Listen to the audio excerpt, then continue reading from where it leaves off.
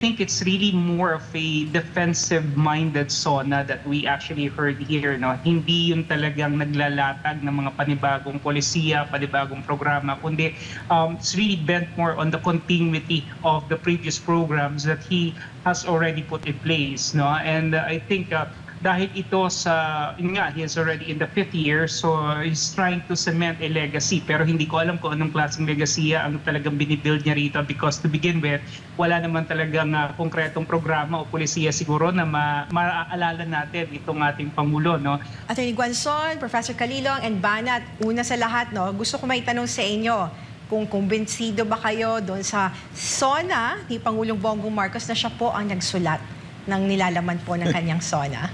Unahin muna natin si Professor Calilong. Professor? Definitely not at all, no.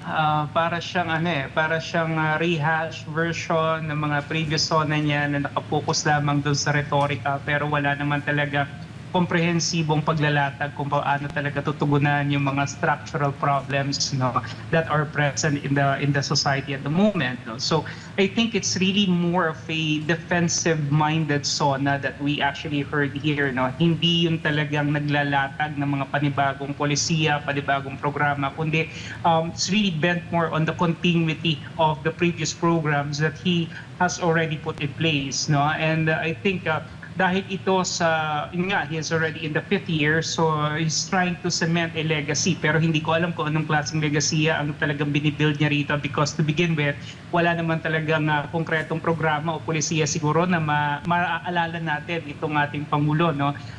Primarily, if we try to look at it, ang laki na naman ng kanilang inutang na pera, pero wala namang mga bagong policy directions and new programs or initiatives that are in place. So this really is going to be very problematic for us. Again, at the very least, pinapakita naman niya rito, no, na naintindihan niya yung sentimiento at yung nararanasan ng mga kababayan natin at the ground, no, yung mga nasa laylayan. Pero nakukulangan pa rin ako sa kung paano talaga siya maglalatag ng mga tinatawag nating structural reforms that are sustainable and at the same time meron talagang maayos na pagpapatupad, ano? Because again, nandito pa rin tayo doon sa kanyang ayuda diplomacy, which I believe is not really working at all. And marami talagang kulang dito sa kanyang SONA na sa tingin ko talagang kung siya man ang sumulat nito, no, mukhang hindi niya masyadong talagang naging pulido yung pagsusulat niya at marami siyang na-left out o maraming hindi talaga natalakay. Attorney Guanzon, siya nagsulat. Hindi siya nagsulat niyan. Kasi, di ba, ganyan yan si BBM. Ito Tagalog, nahihirapan nga eh. Di ba, alamano, di ba? Hindi yan nagtatagalog, di ba? English speaking din yan. Sa New York yan kaya tumagal at sa whatever he did in Princeton. And makikita mo na hindi talaga siya nagsulat yan. Kung sabihin sana niya na sinulat sa English na translate, hindi pa rin ako maniniwala. Kasi, yun nga, parang hindi siya capable eh. Diba? Sa tingin ko sa kanya, hindi lamang sa lack of higher education ni BBM, kundi sa kanyang discipline at commitment. Hindi siya talaga reliable na leader. Kaya tingnan mo, sinasabi ni Prof, walang mga specifics eh. Example, sabi niya amend the IPIRA law, RA 9136, pero wala siyang sinabi kung ano ang amendments na gusto niya. Sabi niya, pass the Sariling Kuryente Act. Hindi niya rin sinabi. Solar energy lang ang sinasabi niya doon. Na pati ba naman solar energy mo gusto pa inspeksyonin ng Meralco? Bakit ganon, di ba? Systems loss, sabi niya. Tanggalin na daw yung systems loss sa Meralco bill. Paano mo tatanggalin yan? At saka hanggang kailan yan? O ano na ang ginawa mo para sumang-ayon dyan ang Meralco? So, palagay mo, ang mga Meralco will just give it to you, di ba? So that you will look good before you end your term. Siyempre, paglalaban din nila yan. Pero tama naman na hindi dapat sinacharge sa atin ang systems loss na yan. Pero tingnan nyo na muna yung IPIRA law. Kasi baka, yun nga, ang problema na nagpapapasa sila ng batas na may mga loophole para sa mga business interest. Banat? Sino ba nagsabing siya nagsulat yan? Siya. Una, Si Claire. Yung si Claire. And then, tinanong siya during sa ambush. So proud pa siya niyan? Yan. Hindi, parang kasing ganun ang dating ng pagmamalaki nila eh. Sabi pa niya, di ba, Banat, na we wanted to be perfect, sabi niya nga. Yung tayo, even last minute daw may magbabago. Oo. Proud siya. Para sa akin kasi parang, iyan ikaka-proud mo. Wala, So, walang laman eh. Parang mas naniniwala nga kung siya ang nagsulat kasi ang pangit eh. Kung maganda yan, masasabi nating hindi talaga siya nagsulat. Pero sobrang walang, hindi specific. Oo. Baka nga siya, no? Parang walang touch sa ground. Parang hindi niya talaga alam. So, mas naniniwala ako sulat niya to. Kasi sulat ito ng grade 1 eh. Mas maayos. Sana man lang ipina-chat GPT nyo, mas maayos-ayos pa siguro. Madagdagan pa ng details yan. Masyadong generic yung ginawa ninyo, tapos proud pa kayo. Nakakaya naman kayo ng ganyan. Hindi niya sinasabi din, Prof, what do you think of this? Na yung next year's budget, ano yung ito yung SONA, yung State of the Nation niya, di ba, present dapat. Pero may mga past tense siya eh, like that war that caused the energy crisis, which is still ongoing. Wala siyang, in the future, okay, from now up to the time that I end my term, gusto ko ang budget ganito, di ba? At saka yung tax reforms, ganito, klaro, especially the budget, kasi humingi siya ngayon ng 7 trillion ba yung hinihingi niya, Prof, for next year? At sa 7 trillion na yan, hindi niya sinasabi na for the next year's budget, ang gusto ko sana na ipasa ng Congress, ayun ay pinag-aaralan namin na this much to education and that will go specifically to where, di ba? To building more classrooms, di ba? Parang ang sa ngayon kasi, Prof, hanggang ngayon kulang pa rin ang classrooms eh, di ba? Yung housing nga niya eh. Yeah, totoo po yan. Target niya 1 million, I agree nakabuild with siya that. 500,000. Pinagmamalaki niya pa yun. In fact, Attorney Rowena, yung 700 billion na inilagak sa DepEd, kung maaalala natin, napakalaking amount nun, Pero ang problema kasi dito, hindi lamang yung amount, pero yung absorptive capacity talaga ng departamento. Are they really capable and are they really competent enough to actually make ample use of this money, Na hanggang ngayon, yung problema natin from way back, problema pa rin natin ngayon despite and in spite of the higher budget allocation dito sa DepEd. So talagang meron talagang problema, may disconnect doon sa retorika na binabanggit ng Pangulo, doon naman sa actual na nangyayari on the ground. And I think he's trying really his best to be a leader or a president that is focus on employing good governance. Pero alam naman natin na hindi ito yung nangyayari on a day-to-day basis, because his government is really dead set more or less in politics, at hindi talaga sa governance. So I would say that the State of the Nation address of the President, to borrow his word, is actually a disarray at the moment. It's actually in disarray. Hindi talaga nakatawid ng tama sa publiko. At saka, Prof, wala siyang dapat sisihin na bakit hindi napapasa yung mga priority bills niya. Kasi yung anak niya ang majority leader dyan, si Sandro. Sino ang masisisi niya? Ako, mali yan ginawa nila na si Congressman Sandro nilagay nilang majority leader. Di ngayon wala na siyang way out. Wala ka nang ibang sisihin dyan, BBM. Wala na si Romualdez Ngayon, nasisisihin ng tao, anong ginagawa ng majority leader na anak mo? Bakit hindi to napasa yung priority bills mo? 2 lang yata napasa True, yeah.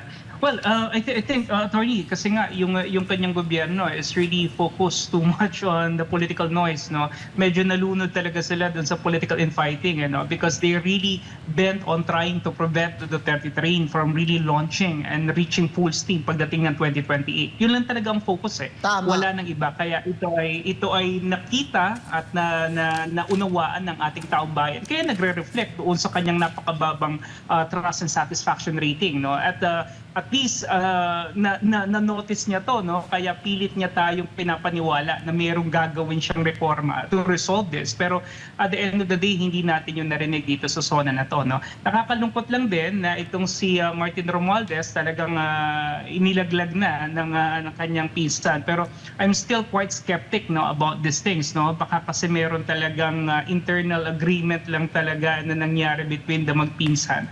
And I really hope na talagang kung gaano kabilis na ipakulong yung kanilang mga kalaban, no? I'm referring to Dante Marcoleta, Senator Dante Marcoleta, and former Congressman Mike Defensor. Sana ganun din kabilis, no, lumakad yung gulong ng hustisya sa mga kakampi nila, which of course is doubtful at the moment. Kasi sa totoo lang, hindi lang naman si Martin Romualdez ang dapat kinall out ng Pangulo, no? Kasi nandoon sa mismong bulwagan na yun, napakarami dyan mga kongresista na involved, na inaantabayanan ng taong bayan na sana natawag, nabanggit yung pangalan pero hindi niya nagawa, no? So I think dito meron talaga tayong mga hindi narinig dito sa talumpati na ito.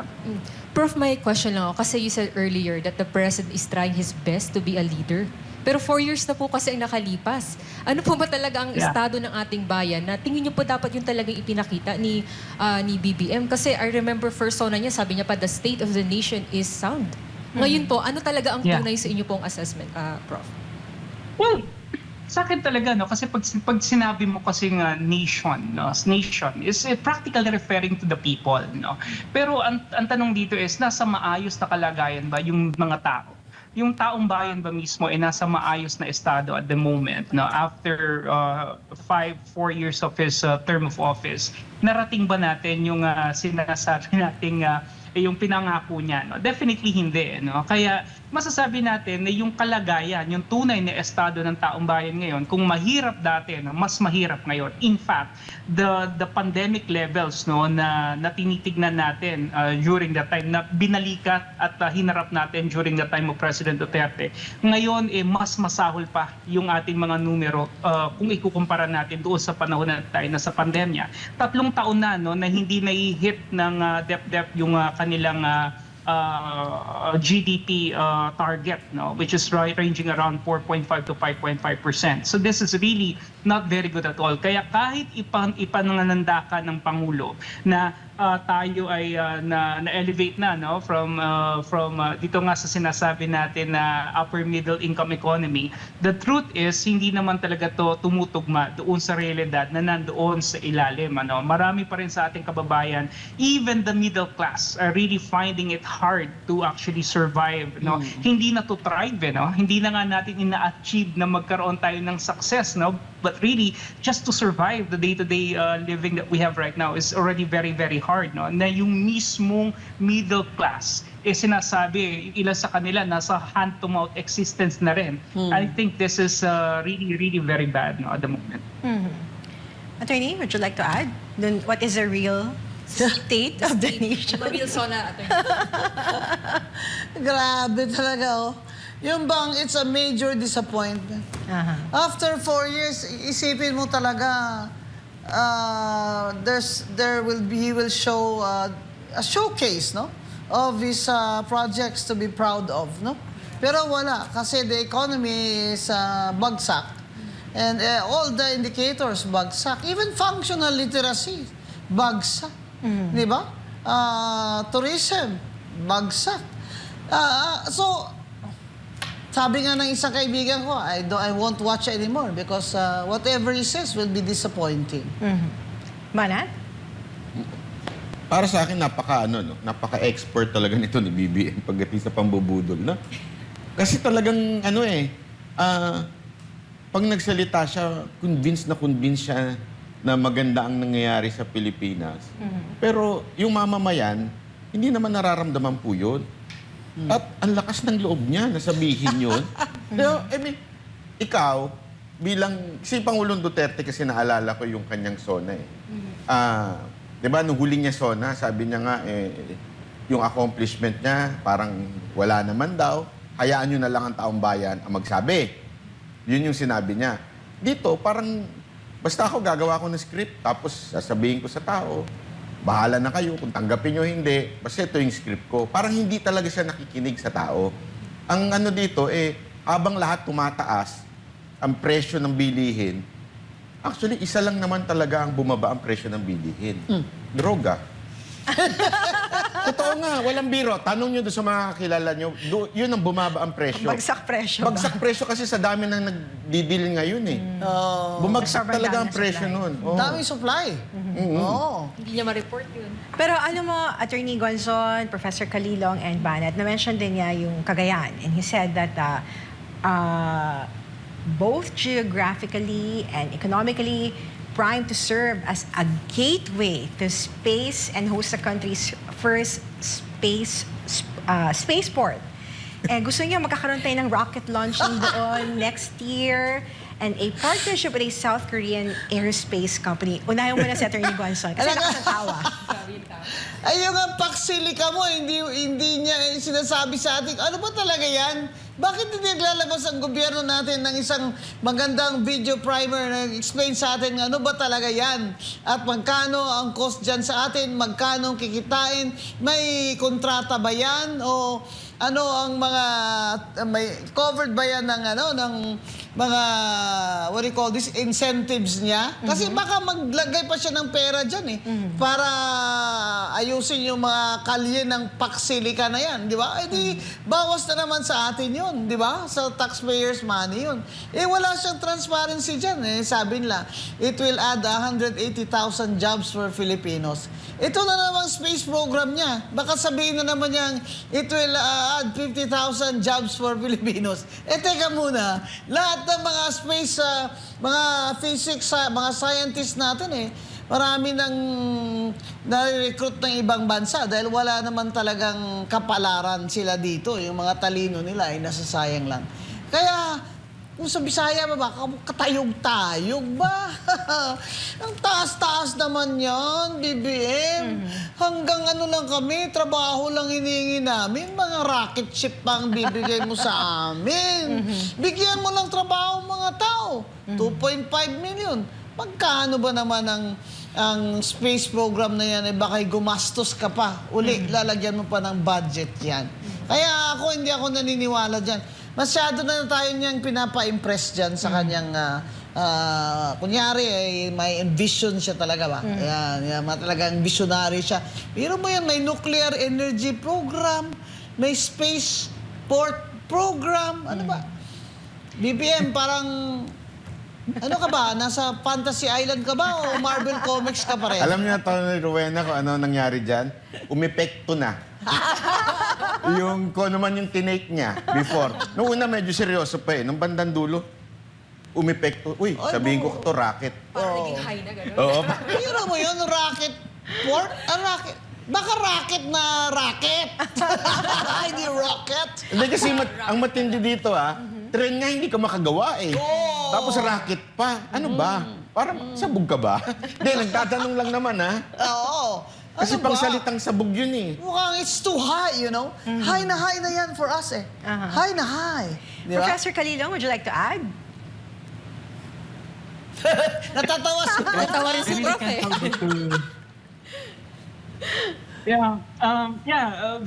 Very ambitious. Actually, wala naman siguro tayong pagtatalunan. Kung nandoon tayo sa level na siguro kahit paano masasabi nating may kaya or may kakayahan. I mean, hindi natin sa minamaliit ang Pilipinas, pero wala pa talaga tayo doon sa ganong estado. These are postmodern issues, post-materialist issues na talagang wala pa tayo roon para tugunan. Because yun nga yung fundamentals, yung basics na lang muna. I mean, you're going to send a rocket ship out in outer space. But then again, there are thousands of Filipinos languishing in poverty and having nothing to eat. Diba? Parang, para na ba tayong North Korea ngayon? I mean, is that really how he would want the Philippines to be like? Diba? So, again, it's really about priorities, kung talagang gusto niya na makilala o mag-leave ng isang legacy, definitely hindi ito yon. So I think I agree with that, yung binabanggit ni Attorney kanina na mukhang mukhang masyadong mataas, no? At ibang high yung gustong ipakita sa atin ng Pangulo with this rocket vision of his, no? Maaring mangyari, but definitely not now. Not in his now term. when we are actually facing so many problems. Yeah. Not in this time again, and I think maybe not in this era. And Ina, would you like, meron kayo tatanong? Siguro Prof, kasi may mga nagko-comment dito, meron daw bang something positive kayong nakuha ngayon mula sa SONA ni PBBM na yung realistic ba na kaya niyang i-deliver? Kasi 4 years na and then 2 years left, dapat ngayon proud ka na sa mga accomplishment mo, di ba may legacy na? May ganun ba kayong nakita, Yeah. Prof?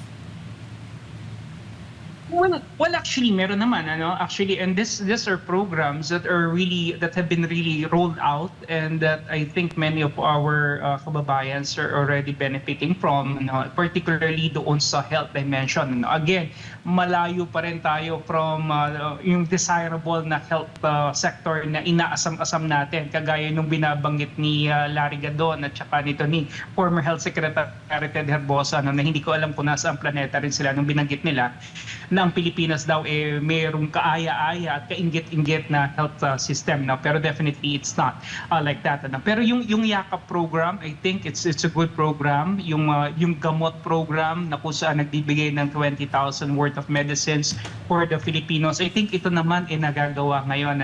This particular program has been rolled out, and I think it's producing some tangible outcomes, no? Pero yun nga, hindi kasi ito batas, ano? Ito ay programa lamang. So anytime po pwedeng mawala, anytime po pwedeng matapyasan ng pondo. So I hope that the government will continue itong mga ganitong klase ng programa. Kahit paano, no, nakakatulong sa mga kababayan natin. And yun nga, may mga kumisan na naririnig ako ng mga kababayan natin na kumukuha ng gamot, no, sa mga putika, yung libreng gamot, at sinasabi nila ito lamang yung pakinabang nila sa gobyerno, no. Kaya kahit paano talagang pumipila sila, kinukuha nila to, which I think somewhat is producing some good outcomes for the people, for the public.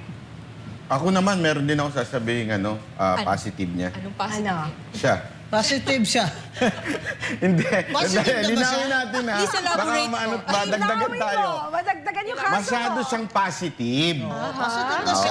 niyo, pananaw sa Oo, buhay? sa ganun ba? pananaw sa bansa? buhay. Kasi isipin mo, sabi nga ng mga kababayan natin pangarap niya yung rocket magkaroon. Nuclear. Oo, nuclear. Oo. Yung flood control niya, di matapos. Oh. Tapos sasabihin mo, gusto mo pa ng... Medyo positive ka masyado. Professor, do you notice na merong foreign policy na statement si BBM? Wala masyado, no? Again, the usual rhetoric, friend to all, enemy to none. Yun ang kanyang lagi naman binabanggit, ano? Yung medyo pag-soften ng stance niya sa China, inaasahan ko yun, nababanggitin niya, no? Yeah. With the recent, yung pagtulong sa atin ng China amidst this oil crisis, mukhang hindi rin niya nabanggit, ano? So I think yung kanyang pagiging, sabihin na nating, masyado pa rin steadfast siya doon sa kanyang foreign policy, particularly sa United States. Oo. I think medyo lutang na lutang pa rin dito, no? Kaya nga yung Pax Silica na yan, alam naman natin that the Pax Silica is really more of an attempt to solidify American presence in the Indo-Pacific. It's not to neutralize China. Chinese dominance sa AI, dito sa rare earth minerals, dito sa mga yun nga, iba't ibang klase ng mga semiconductors. So practically, masasabi ko na yung ating foreign policy is still leaning very much to US. Unfortunately, mukhang hindi to nare-reciprocate ni Donald Trump, no? Recently, we have been slapped with a 12.5 tariff, no, by the United States. Kumbaga parang lahat ng mga sabihin na nating mga papuri ni BBM, lahat ng aksyon na ginagawa niya to gain the trust and confidence of the Americans, mukhang hindi sapat, no? Kasi hindi ito yung sinusukli sa kanya ng ating ng mga Amerikano. Mababa ang tingin sa kanya, bro, ni Trump, hindi ba? Kumbaga, you're just a little brown boy, ganun lang, di ba? Kasi tingnan mo naman, sabi niya, I want to reset our relationship with China, di ba, bro? Sinabi niya yun? Oh, pero dito, Yeah. so wala siyang Yeah. foreign policy statement. Inulit na naman niya yung arbitral ruling. Ano ba, BBM? Parang past tense na yan. Alam naman natin yan na eh. Di ba? Ang tanong dyan, anong sinasabi mong reset? Para sa ano? Anong benepisyo natin dyan sa foreign policy mo as regards China? When you said that you want to reset, hindi mo naman sinabi dyan sa SONA kung paano mo gagawin yan at para sa ano yan. Hindi ba? Pero klaro dato, sabi nga ni Prof, klaro na kung may foreign policy man si BBM, yun yung gusto ng Amerika. Ang susundin niya. Hindi ba, Prof? Tama po yun, tama po yun. Hanggang ngayon, ganun pa rin ang nangyayari. No? And walang pinagkaiba doon sa kanyang ama, nakakalungkot, pero ito po yung katotohanan. And then, ayun nga, mukhang hindi naman talaga siya sineseryoso ni Donald Trump. Yun lang po ang isang bagay na medyo nakakalungkot din para sa atin. So I think it's really high time that we diversify. No? Definitely, hindi lang naman Amerika ang bansa sa mundo. No? Marami tayong po pwedeng tignan. Iba't ibang mga avenues na po pwede natin siguro gawin or tuntungan. Ano? Para kahit paano mas maging matibay yung ating presensya in the international community and not just siding too much with the United States. But to do that, Prof, you have to have a very good trade advantage. Eh, paano naman tayo maka-trade advantage? Eh, ang taas-taas naman ang dolyar sa piso at wala naman siyang plano. Wala naman siyang plano. Sabi niya, ito, ube, niyog, ano export niya yon? Pero magkano yung, anong klaseng assistance, subsidy, whatever na gagawin niya, hindi niya sinasabi. Kaya hindi niya rin sinasabi na sa sunod na budget ng Department of Agriculture, gusto ko ganito, yung exportable agricultural products na. Kasi ganito, o sa ganitong products, mababa lang ang tariff, di ba, sa ibang bansa. Eh ngayon, di ba, Prof, correct me if I'm wrong, America slapped at an additional 12.5% tax on goods that are produced using forced labor. Correct? Yes. Meaning, correct. akin to slavery. Parang slavery na yung sweldo. Kaya sinasabi ng Amerika, you have goods na produced using forced labor. At ang Amerika ay very, very strong sila dyan sa anti-trafficking for forced labor and sa sexual exploitation. Kaya yan nangyari. Ibig sabihin, ang gobyerno ni BBM at ang Department of Labor ay hindi po yan nila tinutukan ang mga kumpanya na gumagamit ng forced or akin to slavery na panggawaan. Kaya tayo na-slap ng additional 12.5% na tariff. Eh, anong ginagawa nyo dyan sa Diodole? Hindi ba? Naghintay pa tayo, bigla na lang bumulaga. Pak! May forced labor. Yeah. I agree with that. Actually, hindi lang po yun, attorney. No? Kung titignan din natin, yung datos kasi na pinipresenta sa atin ng Department of Labor and Employment, bumababa daw yung ating unemployment rate. No? Pero hindi kasi nila kinoconsider dito yung pagtaas din naman ng underemployment at saka yung tinatawag po natin ng mga informal sectors na kung saan marami sa ating mga kababayan ang pumapasok ngayon. Ano? Yung gig economy na tinatawag, na alam naman natin ay hindi talaga ito masyadong nasusupervise at namomonitor ng ating pamahalaan. At karamihan dito, wala talagang mga social security safety nets. No? Walang PhilHealth, walang SSS.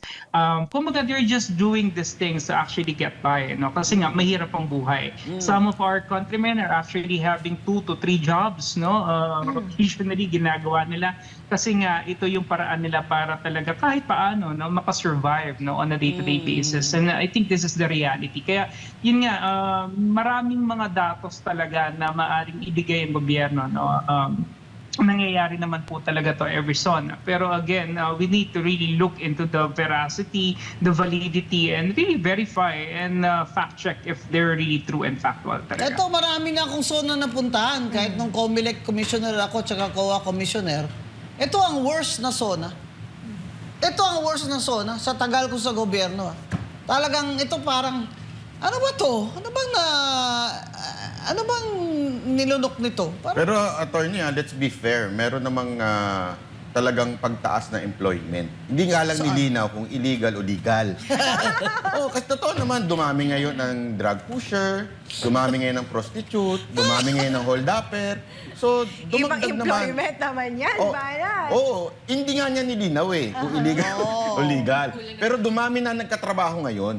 Meron sigurado ako, trabahong runner, kung saan-saan trabaho. Pero Professor Attorney Gonzon Banat, before the President ended his speech, sinabi niya na, quote, "Let us remind our friends and our detractors, Filipinos are a noble, kind, gracious, and great race. Teka, who was he referring to?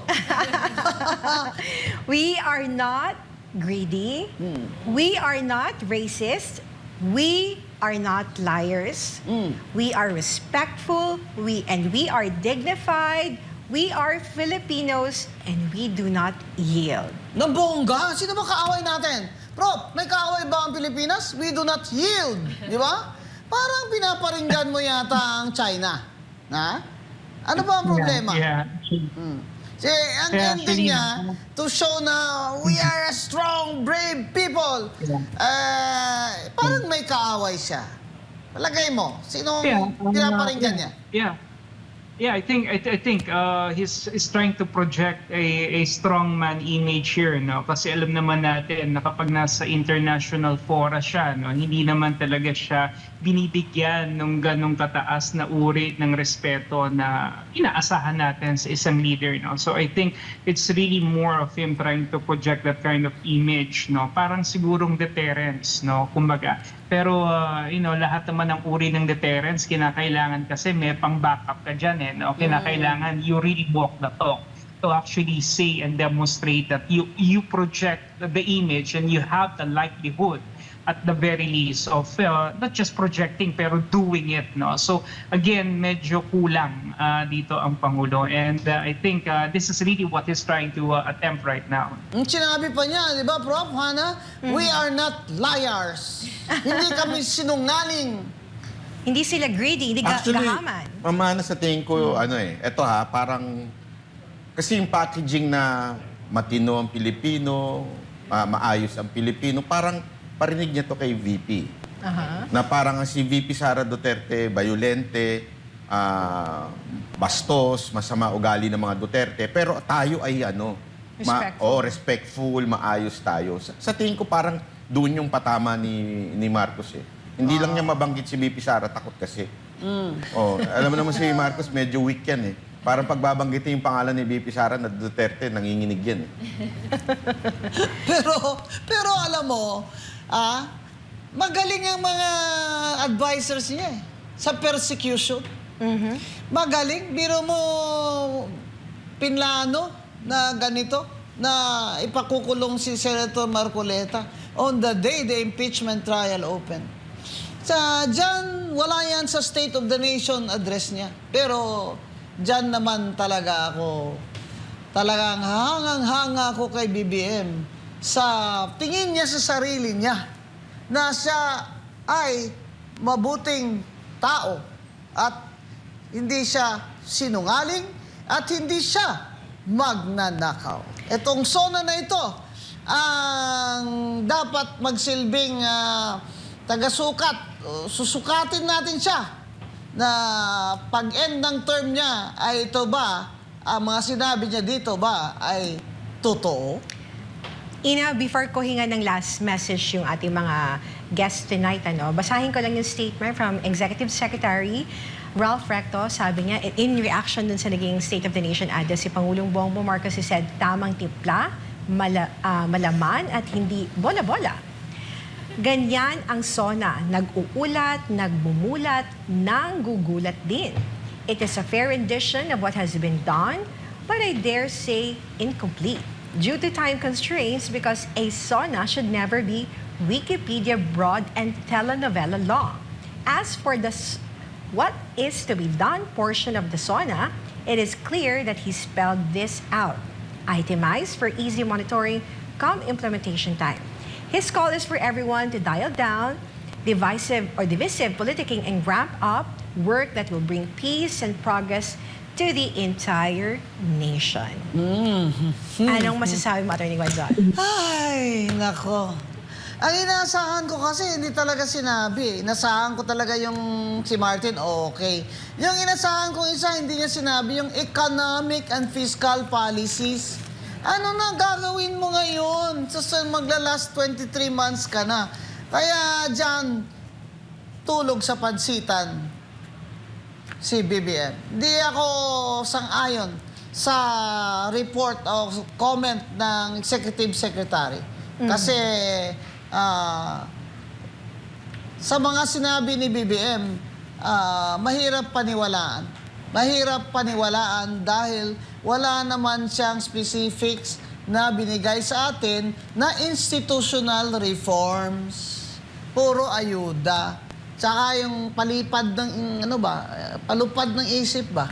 Papalipad pa ng isip yung mga rocket ship na yan tsaka mga nuclear energy. Kaya sa akin ho, wala. Pasangawa na lang itong sonang ito. This is the worst sona I have ever heard in my life in government. Pero better luck next time, BBM.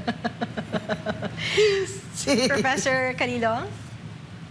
Yeah, actually, kanina nung nagtatalong-pati siya, I was listening intently dun sa SONA together with my wife. And talagang every time, parang wala yata siyang binanggit doon na hindi kami nagkaroon ng reaction na talagang either matatawa ka or magugulat ka kasi hindi natin alam talaga kung ano yung pinaghuhugutan niya or saan nanggagaling yung mga datos na sinasabi niya. So para sa akin talaga, I agree, talagang maaaring itong statements na to ng ating Executive Secretary, of course, is really meant to put praises dito sa ating Pangulo. Pero at the end of the day, talaga may kita natin that there's really this disconnect. I think this is a SONA that really failed to communicate to the people what the public really demands at this point in time. And I think ito yung pinapakita rin na yung ating Pangulo ay nasa ibang plane of consciousness. And I don't know where he is at the moment, but definitely he is disconnected with the reality. Ganon din naman yung kanyang mga nakapalibot sa kanya, mukhang ganon din naman sila mag-isip because definitely they are in the same level of existential reality. I don't know what that is. Pero kung titignan natin yung tunay na kalagayan ng ating mga kababayan, doon talaga sa masasalamin yung katotohanan. And I think hindi magsisunungaling yung mukha ng kahirapan. Yun po yung atin dapat talaga rito tignan. Ina? Bago po tayo tuluyang magtapos. So habulan po natin itong statement ni Congressman Paulo Pulong Duterte. Sabi po niya, response po ito sa SONA po. Sinabi ng Pangulo na nalulungkot siya sa kinakaharap sa kasong plunder ng kanyang pinsan na si Martin Romualdez. Dagdag pa niya bilang Pangulo ng Pilipinas at hindi lamang ng kanyang pamilya o mga kaibigan, kailangan niyang tanggapin ang nangyayari. Maganda sanang pakinggan ang pahayag na iyan kung pareho rin ang ipinapakitang malasakit sa sambayan ng Pilipino. Habang naaawa siya sa kanyang pinsan, kailan siya huling naawa sa milyong-milyong Pilipinong lugmok sa kahirapan, dumadaing sa walang tigil na pagtaas ng presyo ng pagkain, mataas na singgil sa kuryente at patuloy na pagliit ng halaga ng kanilang kinikita. Marami na namang matatamis na pangako ang narinig natin. Marami na namang ipinagmamalaking tagumpay, ngunit may isang bagay na kapansin-pansing hindi niya matalakay, ang mga isyong matagal nang hinihinga ng sagot ng taong bayan. Kung tunay na Pangulo ng Pilipinas ang nais niyang makita o ipakita, hindi sapat ang pagpapakita ng kalungkutan sa sinapit ng isang kamag-anak. Mas mahalagang ipakita ang tapang na panagutin ang sinumang nasa likod ng mga alegasyon ng katiwalian, anuman ang kanilang apelyido, posisyon o impluwensya. Hindi simpatya para sa mga makapangyarihan ang hinihingi ng taong bayan. Ang hinihingi nila ay katotohanan, pananagutan at hustisya. Hanggat hindi nasasagot ang mga tanong tungkol sa bilyong-bilyong pondong ginugol sa flood control, sa kontrobersya ng PhilHealth Funds at sa Maharlika Fund, mananatiling kulang ang anumang SONA sa mata ng mga Pilipinong patuloy na naghihirap. Ang tunay na kalagayan ng bansa ay hindi nasusukat sa palakpak o palakpakan sa loob ng batasang pambansa. Nasusukat ito sa laman ng hapagkainan ng bawat pamilya, sa presyo ng mga bilihin, sa kalidad ng serbisyo ng gobyerno at sa tiwalang unti-unti nang nawawala sa mga institusyon ng pamahalaan. Huwag bayad ang pagpangatik, bangag. Pero isa ang dili ninyo maatik. Ang mga Pang-atik. ninyo maatik. Ang mga issue sa flood control, ang PhilHealth funds o ang Maharlika Fund nga gibalutan sa mga aligasyon sa korupsyon. Atikata, atikat. Yun po ang naging pahayag ni Congressman Pulong Duterte. Mas fair po ba ang comment ni Congressman? Ano pong tingin niyo? Manat Bay, take it away. Basta sa akin, na conclusion ko, confirm. Positive. Oo, confirm eh. Kasi talagang iba rin iba yung lipad nito. Yun lang masasabi ko, iba yung lipad niya. Wala sa hulog eh. Wala yung, una-una talagang masyadong politiko yung pagsasabi niya. Ang nakakapagtaka, pati yung kasamahan niya, ganun. Sabay-sabay sila. Sabay-sabay sila bago pumunta sa zona. Kasi ganun din eh, di ba? Imaginein mo ngayong araw na to, may nag-breaking news din eh. Marami daw ang pumunta sa appliance center. Dahil? Nabasag yung mga TV nila. Kasi nung pinanunood, galit na galit. Parang, okay ka lang, hirap na kami. Yun yung pakiramdam ng mga Pilipino, hirap na kami. Ang mahal ng bilihin, lahat tapos sasabihin mo parang okay lang. Oh. Akala ko ba... Parang you're bringing us to the next rocket ship era. So marami tuloy nagalit din kay Senator Amy. Kasi parang sabi di ba ni Amy, cocaine at saka yung marijuana. Hindi pala, ecstasy ata. Kasi nag-hallucinate eh. Di ba yung ganong klaseng binibigay ni BBM. Sana naman lang yung babaan niya. Hindi naman kailangan ng Ang SONA hindi kailangan perpekto. But real state of the nation. Yun ang kailangan. Tapos, magbibigay ka ng, eto gagawin namin, mga konkretong gagawin namin. Hindi yung racket na ang layo naman doon sa pangangailangan ng mga Pilipino. Hindi namin kailangan ng racket. Kailangan namin murang bilihin, magmura yung Meralco at iba pang mga power dyan. At saka pati yung gasolina. Yun ang kailangan namin. Hindi racket. Yan. Ang totoong SONA sana ay tumukoy sa kahirapan at gutom. Dahil yun talaga ang unang hinaing ng mga Pilipino.